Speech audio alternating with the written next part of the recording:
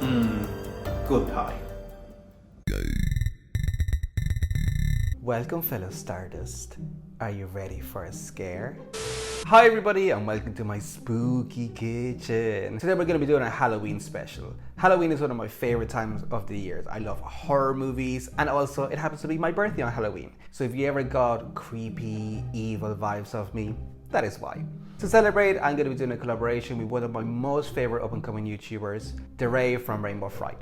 On her channel, DeRae does reviews of horror movies, and also she has a series, which is my particular favorite, of true crime and nails, where she tells you about true crime stories while doing some creative and amazing nail designs. If you love all things dark, creepy and weird, make sure you go over to her channel and check out her videos. As part of her collab, she's going to be reviewing one of my favorite Halloween movies, Halloween H2O.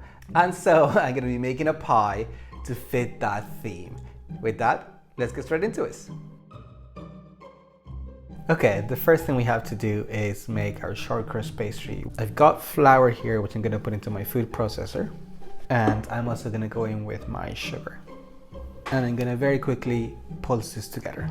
Now that my flour and sugar are well mixed in, I'm going to go in with my cubed butter, which I just took out of the freezer. You want it to be very, very cold. That's the key to this type of pastry. If you don't have a food processor, you can do this bit by hand with a pastry blender or even with your hands. I showed you how to do it in my Irish scone video, which I will link for you up here. Just pulse your butter together with your flour. It smells so buttery. This is the consistency you want. It's kind of like breadcrumbs. And next you want to add in your water. I've got ice water here. Again, the key to this pastry is to keep everything extremely cold. I'm going to go in first with about 1/4 cup and again pulse. What we're looking for here is for a consistency where your flour mixture is starting to form clumps. It's not quite there, so I'm going to add a little bit more. At this point, I will probably do about 1 to 2 tablespoons at a time. I think that's about the right consistency. If you press it together, it holds its shape. And now I'm going to do my dough into my work surface and just bring it together with your hands. I can smell how buttery this dough is, which is great. And all you want to do is put it together to one big solid mass. And once you have it, you can cut it in half. I'm working with each half separately. Just shape them into like a disc. Try to work with it quickly because the more you handle it, the warmer it's gonna get, and then the butter is gonna melt. And then I'm gonna grab some cling film, put my pastry on top, flatten it down, cover it. I'm gonna do exactly the same thing with my other half of dough now. Ready? Into the fridge they go, so I will see you in half an hour. While I'm waiting for my pastry to chill, I'm gonna get started on my cherry filling. So I got some frozen cherries here, which I've left to thaw out, and I'm gonna strain them. And I'm gonna reserve that cherry juice because I'm gonna use it later. Is it cherry juice or blood? First of all, I've got some lemon juice here, which is gonna help to prevent our cherries from getting brown. Then I have some of the cherry juice that I reserved. Next, I've got some homemade cherry liqueur here, which I'm gonna add in. If you want to keep this alcohol free, you don't have to add it. I have some vanilla extract as well, and I'm gonna mix this together. At this point, you want to make sure that you actually taste your cherries. We're gonna go in with the sugar next, and how much sugar you add in will depend on how tart or how sour your cherries actually are.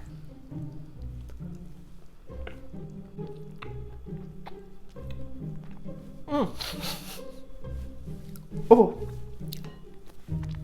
I'm gonna eat all of the sugar. Okay, and finally I have some cornstarch here, which is gonna help to thicken our filling nicely. I'm gonna strain that through to avoid any lumps and mix that through. I'm gonna cover this and put it to the side just to hang out until my pastry is ready, and then we can put everything together. Okay, my dough has finished resting, so I'm gonna start to roll it out. I have some flour here, so I'm just gonna lightly flour my work surface, and I'm going to roll out my pastry. You can flour the top a little bit, also flour your rolling pin, and just roll. Keep turning as you roll so that the pastry doesn't stick. If, like mine, it's breaking apart on you a little bit, you can put it back together. Okay, my dough is fighting me a little bit. It's a little bit flakier than I would like it to be. I'm just trying to get it a little bit bigger than my pie dish, just to make sure that, you know, it can come up the edges and everything. But as you're putting it in, if you have any gaps or anything, you can patch them up, so I'm not overly worried. Sometimes if your dough is fighting you a lot as well as you're rolling, it probably means that it's a little bit too cold. So you can leave it for a couple of minutes in the countertop, and it should become easier to work with as it comes a little bit to room temperature, but you don't want to overdo it because again then the butter will just melt. And let me have a look at how we're doing. Maybe just a little bit more. And as you see, my pie is round and I have all this overhang here, so I don't need that. I can trim that off and put it where I actually do need it, which is probably around here. Working with pastry takes practice sometimes. This is a good one to get started with. Feel with your hands as well, because you want it to be even. So as you feel, you can see if there's any parts of the dough that are thicker than the others. I think that's about right. So let me loosen up my dough from the counter. Okay, and the best way to transfer it to your pie dish is to very lightly roll it up, or very loosely I should say, on your rolling pin, and then just gently roll it over like this. And when we're here, don't pull to get your dough into the dish. You want to just lift and kind of press it in. If you put it when it bakes, it's going to shrink. And you can use your finger, lift the dough and press in to make sure that's getting into the corners. Okay, and once you're done, you can actually just cut off the excess with a sharp knife or even with a spatula. And we are done. I am gonna cover this with cling film, put it back in the fridge. I've been working with it a lot, so I know that it needs to chill. I'm gonna be working on the top of my pie. I've put some parchment paper down and I've stuck it to my counter just because I'm gonna try to cut some shapes out of the top of my pie, and I feel that it's gonna make it easier for me to kind of lift it up and move it around as I need it. I am gonna put some flour still on top anyway, because this will help me. And I have my other bit of pie dough, which I'm gonna roll out now. Okay, I've rolled out my pastry dough. I have a template here of what it is that I'm gonna try to get on the pie. So I'm just gonna place that in here, and using either a skewer or a knife, I'm gonna cut out the outline of it. This is a bit finicky and it gets harder to work as the dough warms up, so try to work quickly. Okay, that's my face. I'm not even gonna attempt to lift this off the parchment paper. I can smell that the butter is melting. So I'm just gonna pop this guy underneath, cut my parchment paper and put it straight to the fridge. All right, with the remaining of my pastry, I'm gonna cut out a few other shapes, but I'll see you when we're ready to put our pie together. Okay, all my little bits are ready. There was a lot of waiting around for pastry to get cool and all that sort of stuff, so we skipped through all of that. My cherry filling has released a lot more juice than I was expecting, and I think this is because of the fact that I'm using frozen cherries. So what I'm gonna do, I'm just gonna actually strain them into my pie. I will incorporate some of the juice, but what we have here is way too much. A lot of my sugar is in the juice, so I'm gonna make sure that I give this a good stir and then pour it back in. Definitely looks like blood. And then we're gonna go in with our pastry layer. I'm very excited for you to see what we did. Let's see how our face looks like. I'm gonna place him on my pie. And then I have this bit to go on top. And I'm not worried if things tear a little bit.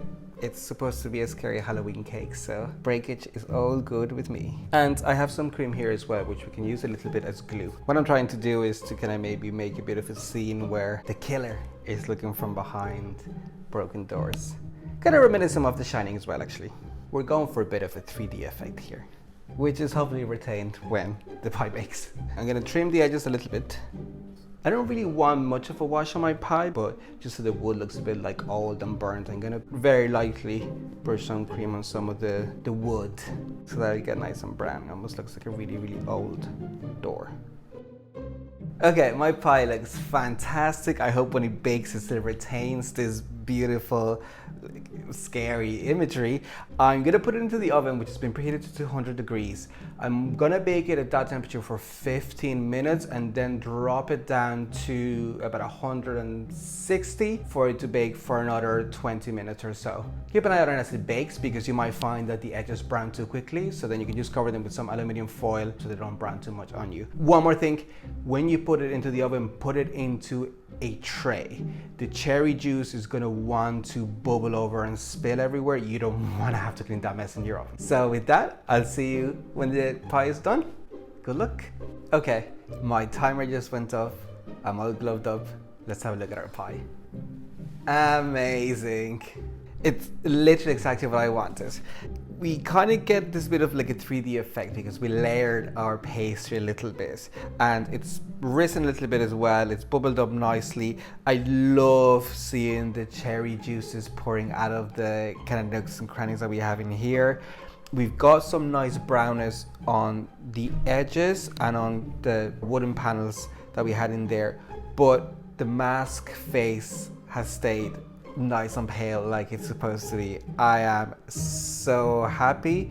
Unfortunately, you can't cut into more pie while it's hot. You're gonna have to let it cool for 2, 3, maybe as far as 4 hours to let it cool down completely. The cherry juices will thicken up nicely, so when you go to cut a slice, it will hold the chip a little bit better. That's it for this video. Thank you so much for watching. I hope you enjoyed spending time with me for our spooky Halloween collab. It was so much fun to work with DeRae. Make sure you check out her channel. Her videos are fantastic. I cannot stop watching them. If you love horrors and you love movies, you're gonna love them as well. If you enjoyed this video, make sure you give me a big like and leave me a comment below what you thought of it. If you try any spooky Halloween pies or cakes of your own and post them on Instagram, please make sure you tag me. I would love to see them. And if you try to recreate this, make sure you let me know. Make sure you subscribe to the channel so you don't miss my upcoming videos. I'm going to be starting a brand new series next week, so stay tuned for that. With that, I'll leave it for this video and enjoy. Ooh, so creepy.